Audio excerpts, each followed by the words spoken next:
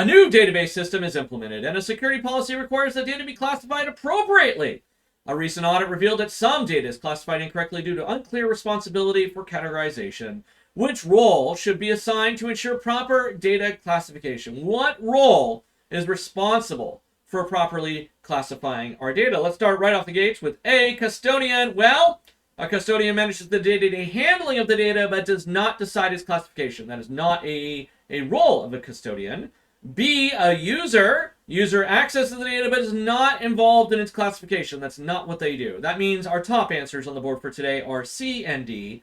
C and D are the top answers for question number 1. If you said administrator, well, an administrator implements controls and policy but does not make classification. That is going to be our owner. The data owner is responsible for determining classification and ensuring the data is protected. The data's protection, I should say. And that's going to be it, the owner.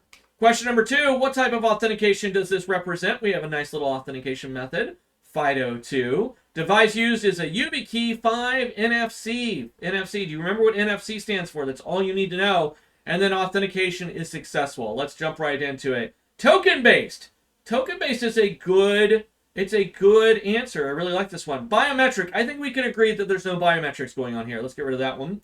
Passwordless. Are we using a passwordless control here? And then single sign-on. I don't think single sign-on is appropriate for here, right? We're not seeing any type of typing. We're not seeing any type of user controls. As a matter of fact, we see that NFC associated with it. And so right off the bat, I think that we can agree that it's either going to be passwordless or token-based, right? All right, well, if you said passwordless, you would be 100% correct because FIDO2 authentication eliminates passwords by relying on secure keys and devices, making it passwordless. So why isn't it tokenless? Why isn't it tokenless? Well, a YubiKey is a type of token. However, this type of implementation eliminates the password, making it a passwordless authentication, which is going to be better than that token-based. That's going to be the correct answer for us. It's going to be passwordless. Question number 3, a company deploys an enterprise authentication solution that allows users to log in once and access multiple applications without entering credentials again. The system uses tokens generated through SAML for authentication.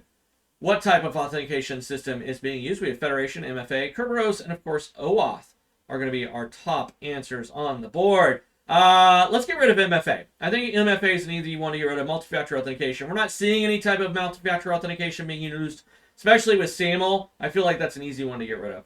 And let's get rid of OAuth, right? Scenario specific for SAML, not OAuth. And so we can get rid of that one. That means it's either going to be Federation or Kerberos are going to be the top answers on the board, A or C. If you said, this is your opportunity to pause, if you said Kerberos, well, that's a ticket-based system, not a single sign-on system, and we don't have SSO, but we do have Federation. Federation enables cross-system authentication through protocols like SAMLs, which is what's matching here. That's going to be our answer. It's going to be Federation. Question number 4. Security system is configured to lock user accounts after 3 failed login attempts. However, during a brute force attack, the logs indicate that some accounts remain accessible despite repeated failed attempts. What configuration should be adjusted to mitigate this issue? What should we mitigate? What do you think on this one? We have policy, threshold, timeout, and lockout.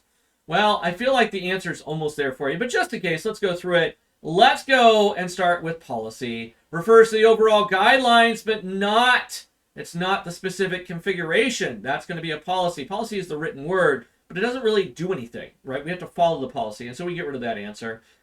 Threshold. Could it be threshold? I like threshold. Timeout. Timeout sets how long an account stays active. When we talk about, but it doesn't lock it, right? It just says that, hey, the account will be remained active for 30 days, 60 days, 90 days, whatever, right? That's timeout. That's not what we're referring to here. And then we have lockout. All right, that's what we're looking at as our top 2 answers on the board of B and D, threshold and lockout. If you said lockout, well, this refers to the feature, not the specific configuration.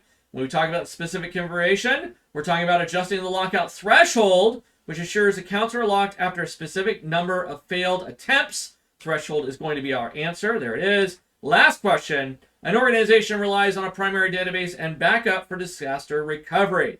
During routine testing, the backup database fails to synchronize with the primary, and a review identifies data mismatches caused by application level constraints. What should the IT team prioritize to resolve this issue? What should we prioritize?